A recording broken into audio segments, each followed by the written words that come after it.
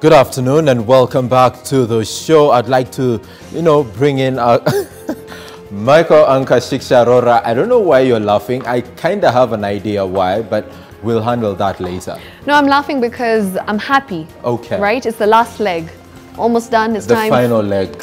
Exactly. Of the show. Yes. And before we get to that, it's time to bring to you what's happening with regard to the day's diary and local news as well as international news. Now remember, in local news, police in Moyale are pursuing 3 men who allegedly made away with an unknown amount of money at the Oda airstrip in Marsabit. The money was reportedly being transported by air from Nairobi to Moyale town on the border of Kenya and Ethiopia. The plane had only 3 occupants, a pilot, his assistant, and a cash officer from Wells Fargo Courier Company. Police say officials from Equity Bank were about to receive the money from the aircraft when the 3 men ambushed them, flashing a pistol and grabbed 2 money bags from the plane. They then escaped on a motorcycle through the airstrip's fence. And moving on now to Kiambu, where a Kiambu resident has sued Kiambu Deputy Governor James Nyoro for allegedly reshuffling County Executive Committee members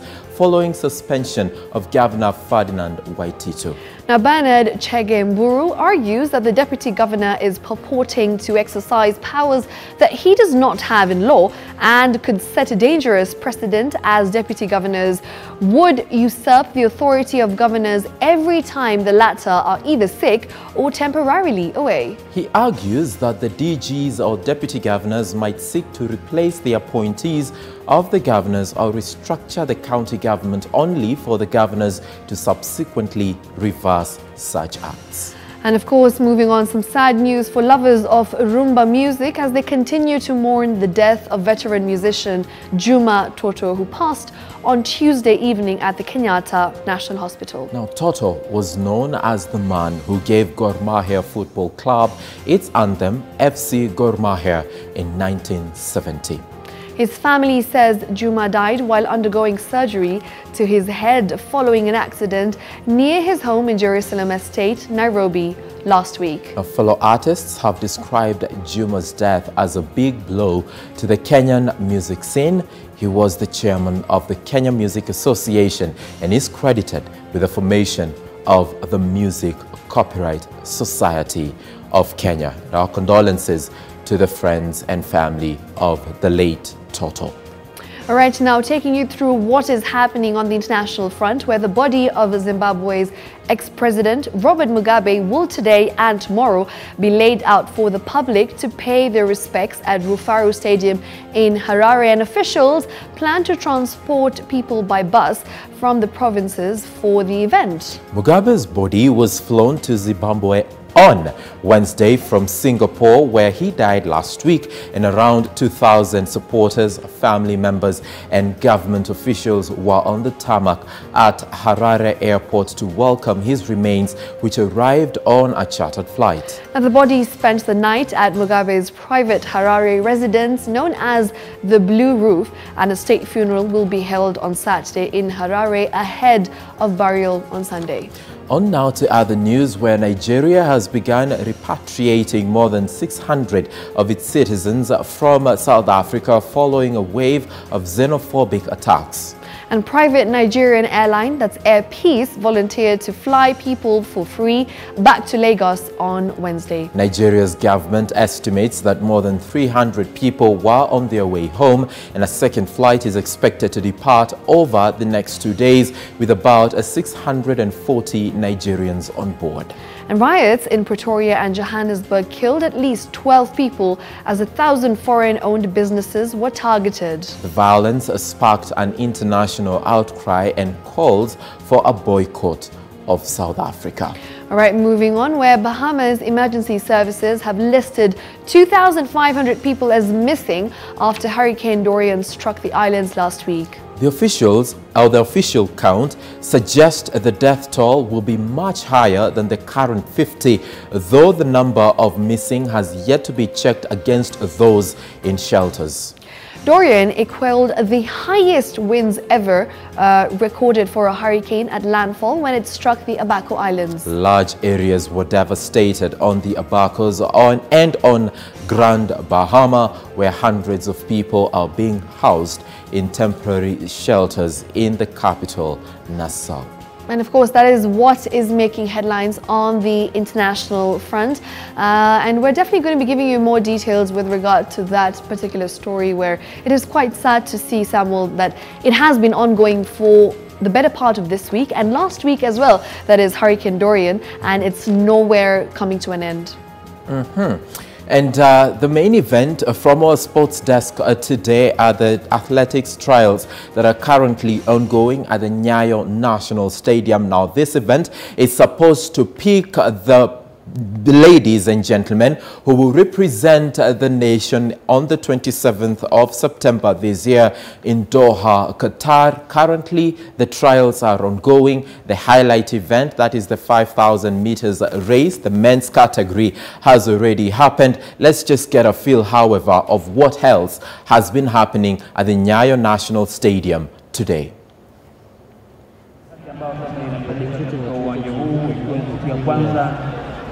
Na katika msururu huu wa mbio za mita 5 ukiweza kuona wanariadha kama vile Edward Sakayo, Stanley Waisaka, Paul Tanui, Ronex Kipruto. Hawa ni wanariadha wetu ambao wametuwakilisha taifa letu la Kenya, wameweza kung'aa na wengi wao walikuwa katika mbio za lisa ambapo ziliandaliwa kule majuzi ambapo Kipruto na Paul Tanui. Kwa hivyo hili ni kifunguko 12. Natumai kwamba watakuwa wanamaliza vifunguko 8 hivi, tutakuwa tunajua mambo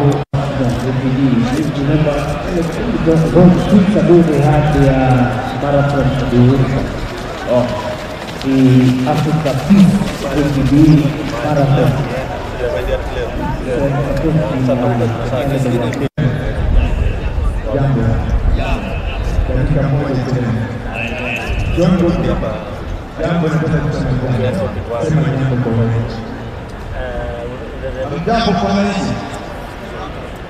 Mjapo kwa riadha wameretire. Jina yangu ni John Ngoleni, former 5-time world cross-country champion, Olympic gold medalist. Karibuni sana kwa Nyayo Stadium. Tukishangilia watu wetu. This is John Ngoleni, winner of 5 world cross-country titles and the winner of the men's Olympic gold medal in 18 Olympics in 13 minutes, 11 seconds. That is incredible.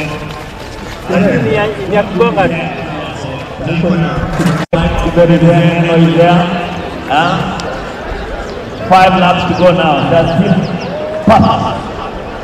Birken is there. Robert is there. Chimonyam is there. Sakayo is there.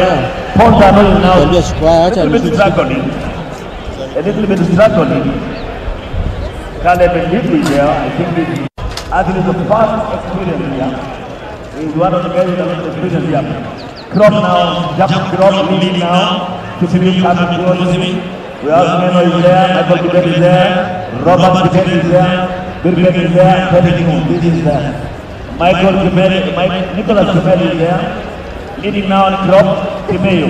Michael Kibet, Meno, Robert Kibet, Nicholas Kibet, Birken, Kimonyan, Kiblangat, Sakayo, Paul Tanui. 4 laps to go now. Still drop leading with Sangu Banakirin. Yep. Coming now, Nicholas Kibet, Michael Kibet, who came second. Michael Kibet is there now. Coming now is Kirop and Daniel. Daniel Sibiu. Daniel Sibiu Ebeno. Daniel Sibiu Ebeno. Coming for the bell. Aya. We want to see the last going now.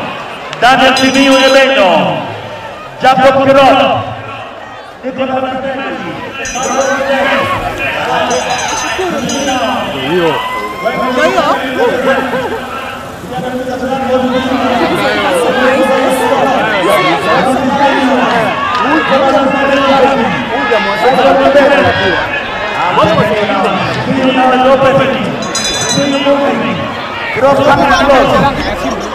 Nicholas Mary. I'm telling you, I don't know anything. Has got his drop. Thinking has got a drop from 1200 meters now. Daniel Jimmy, 150 meters to go now. Facing the home stretch now. Michael coming now. Daniel Jimmy. Dimitu.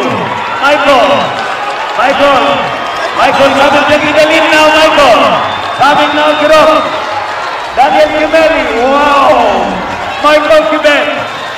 I'm telling you, there they are now, in that order. Kibunyan, Kiblangat, Robert, Ngeno, my friend. Kailap. Wow! Mambo ni mazito jamani. Leo ni leo azimaya. Quite an exciting race there. It's the 5,000 men's race. And of course, we have the winner, that is Michael Kibet. He was wearing the black vest and he did pretty well for himself. That's true. And I believe for the country too, because courtesy of that, he will be representing the nation come the 27th of September in Doha, Qatar.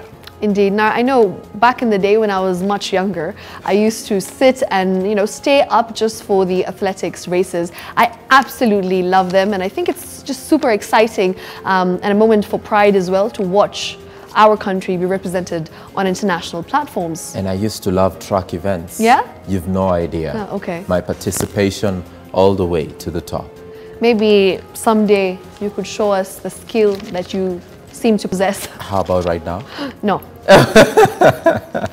All right, and we have some feedback throughout the show. We've been asking you to use the hashtag K24 Daily Brief, and of course our SMS line, that's 21222, to talk to us, let us know what is happening where you are.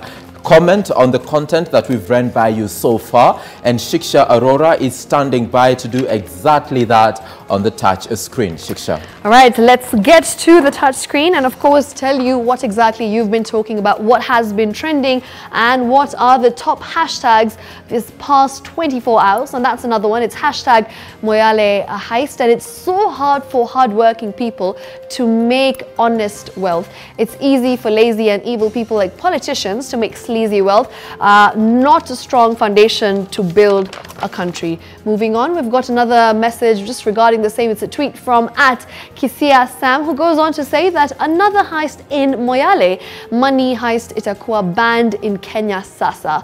Indeed, I guess something that we're definitely going to be seeing later on with emerging and of course latest developments to the same. We've got @Ruben Derrick, who goes on to say money heist has inspired lots of people. Maybe the movie was a means of communication, but we all are here chill thinking it's a movie. Seems like a movie indeed when you have such large amounts of money that has been stolen. We've got another one from @Roy Koske, who goes on to say that the stealing appetite is on high alert. Kenyans must have been inspired by the seniors who looted in Aror Kimwarar maize scandals, as NYS KPL named them. We've got another one there that is from @Abule, who says this is a wake-up call for the government in focusing on the wrong priorities, and Kenyans are lacking employment. Employees are being rendered jobless, so what do you expect?